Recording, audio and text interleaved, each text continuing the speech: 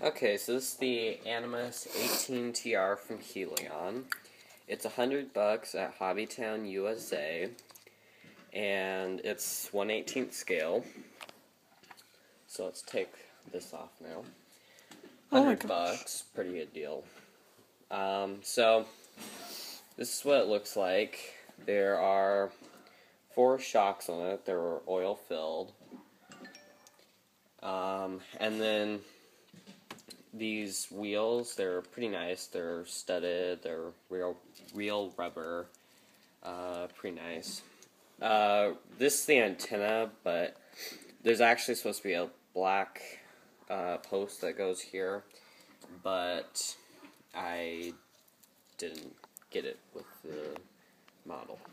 Or, not the model, but, you know. So, let's take the battery out.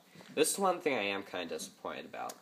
It is a pretty low cell battery, and it doesn't last for very long. So, it's a, if you can see here, it's a 1,100 milliamp nickel, I don't know how to say it. Anyway, it's that type of battery. You can't use LiPo batteries with this. It will overheat the motor, and it's just not good for the car. So you can't use LiPo batteries, which I don't really care, but you know. So it has a 370 brush motor, so it's not a brushless motor, which is kind of sad, so it will run out after a while. If you saw one of our previous videos, this piece right here, we broke that. Don't change your mind about it just because of that. The only reason why it broke is because I'm an idiot. But ramming it into a curb. Shut up. Anyway,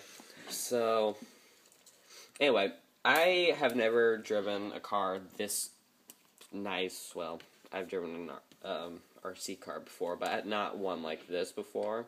And I think it's a great car to get as your first car.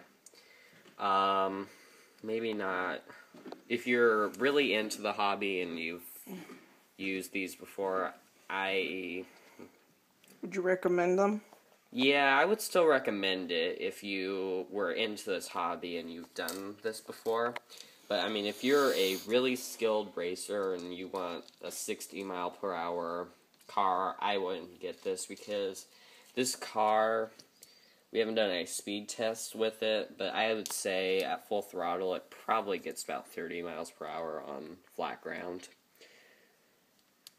But, so another thing I've noticed is it's all plastic. And that's not that great. But the plastic is pretty flexible, which is nice.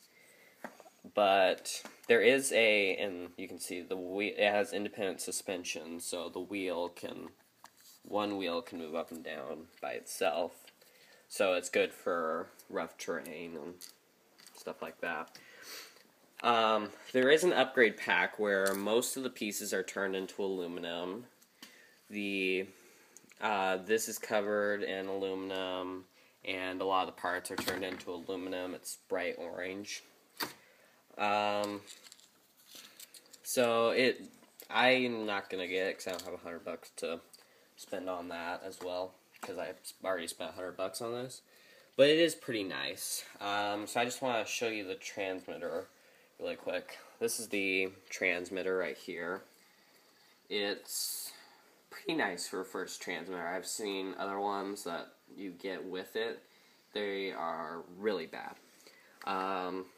So it has all this stuff here, the steering trim, the throttle trim, on-off button, the bind button, and then the light to tell you that's on. And one last thing that really kind of makes me mad, the charger.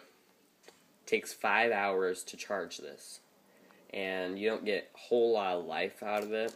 I haven't driven it to where it's died yet, and I just drove it for about 10 minutes, and it was still running pretty fast, so It's not dead, but that's one thing that's pretty sad, that you have to wait 4 hours to charge it for only about 20-minute use, probably.